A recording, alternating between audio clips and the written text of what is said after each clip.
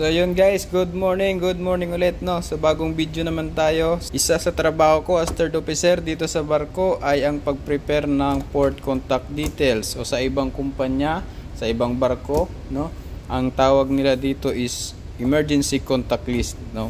So fina-file ito sa ating SOPEP folder no. Dito natin ito i-file no. Tapos itong mga detalye na to, share ko lang kung saan pwedeng makuha no. Kapag ikaw na yung gumawa, so alam mo na yung reference kung saan pwede kunin to no. So example nito is Hong Kong no. Nagbunkering kami sa Hong Kong. So gagawa ka nito even sa bunkering o kaya sa puerto no. Puerto o kaya sa angkorahe gagawa ka nito na magpe-prepare ka. Then kasi ang purpose nito guys, is in case of emergency no. In case of emergency, meron tayong mga contact details no, katulad ng Port Authority, sa BTS, sa mga pilot at saka sa itong detalye ng agent at saka yung SOPEP contact details, pinaka-importante no. Kasi in case na may mga pollution no, meron tayong may contact, meron tayong contact. Papakita ko lang sa inyo paano hanapin itong mga detalye na to. Pupunta tayo sa ating computer no.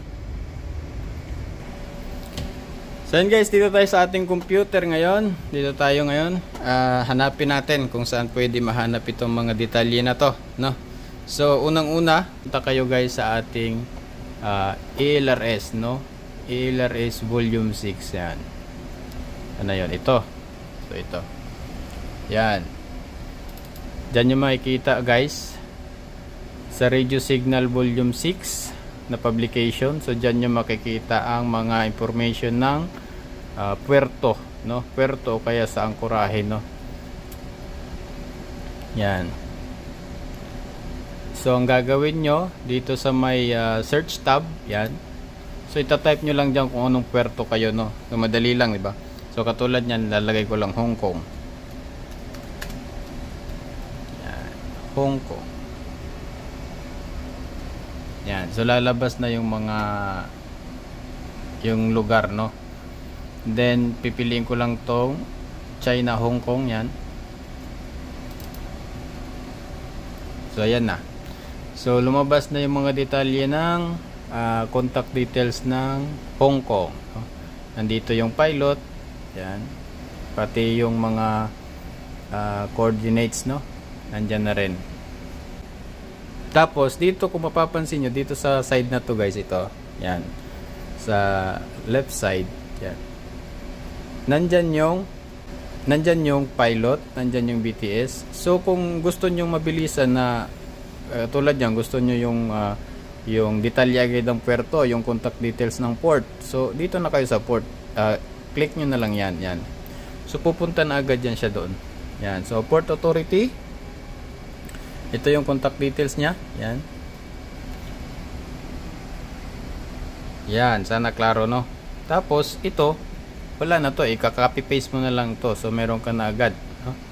So copy paste na lang yan doon sa inyong form. No? So, pag on board naman kayo, meron kayong may mga sarili kayong form yan.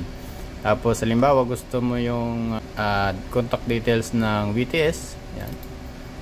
So ilalabas din siya. Yung detalye ng BTS. No? Yan. Yan. So dito, yan yung contact details ng BTS no. So BE-chip channel 20. Yan. Yan yung minomonitor nyo na channel once na nandun kayo. So nandito lang lahat no guys, nandyan lang. So sana klaro no. Itong Port Authority, BTS, yung pilot, operation at saka tag na. So nandyan lang siya no, nandyan. Then saan makukuha itong sunod? Agent. So ang agent normally guys nasa email yan no. Sa email ni kapitan yan. So pag on board kayo, meron kayong mga sariling email yan. So nagsisend si kapitan sa inyo yan. So walang problema dyan sa agent na yan. So ang sunod is yung SOPEP contact details no. SOPEP contact details, saan makikita ito? So on board meron tayong updated na SOPEP contact list no. Ewan ko kung sa ibang barko kung saan nila nakikita to. Sa iba't ibang barko merong ibang mga folder na lagayan kung saan makikita no, yung SOPEP contact details. So dito sa akin meron akong sariling folder, ina-update ko to. Pag may sinend si kapitan na bagong update no ng SOPEP contact list. So Dito ako sa arrival. SOPIP contact list. So dito, ito. Katulad nito, updated siya nung July. So itong SOPIP contact list, ito yung SOPIP contact details ng lahat ng puerto, no? Nandito na lahat, yo. Lahat ng coastal states nandyan lahat. Yan. So paano mahanap ng mabilisan kung ano yung contact details ng SOPIP sa isang lugar? So Control F mo lang, yan. Control F. Yan, lalabas na yung search tab, tapos ilagay mo na yung Hong Kong. Yan. So yan, lalabas na yung may mga name na Hong Kong. So next mo lang kung saan yung mayroong contact details. Yan. Ayan na agad. So ayan na. So dito na yung Hong Kong, China. Yan, MRCC. Tapos ito na yung contact details niya, yung SOPIP contact details, no? Yan. So yun. So kompleto na. Meron ka ng SOPIP contact details, may agent ka na. Sa agent, tinuulit ko sa email to ni Kapitan na. Tapos yung sa puerto doon sa may LRS. So SOPIP contact details nandito sa SOPIP contact list, no? Hanapin nyo na lang on board kung saan nakalagay yan. Then ang isa sa hihingin nyo pala kay Kapitan, guys, pag wala sa mensahe, yung pag nasa puerto kayo, is yung Port Facility Security Officer, no? Yung PFSO, no? Dapat meron kayo nun. So yun yung namamahala doon sa puerto, yun yung contact details niya.